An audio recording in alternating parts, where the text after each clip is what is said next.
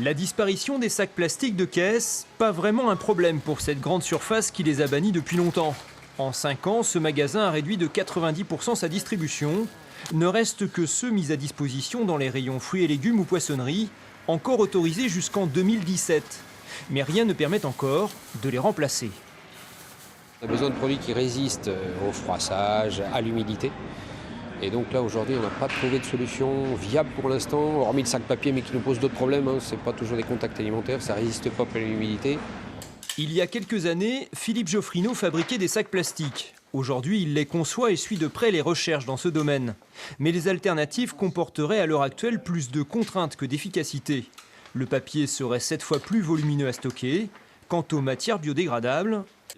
Là où on veut supprimer l'usage unique, demain on va être dans l'usage super unique, où le produit va se dégrader. Donc hors de question, pour moi, de faire du stock que je ne pourrais pas contrôler, mais le client aussi en aval ne pourra pas stocker.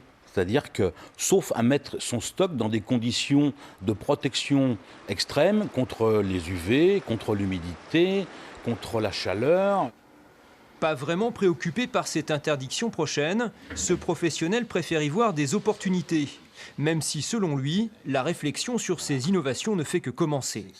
Aujourd'hui, ce sont des produits de niche sur des productions très localisées. En plus, la production de maïs, il faut beaucoup d'eau, donc c'est pas forcément bon. C'est-à-dire qu'il faut se poser, quand on pense à une solution alternative, il faut se poser aussi toutes les questions qu'il y a en amont, en termes de pollution, en termes d'outils de production mondiale, en termes d'approvisionnement.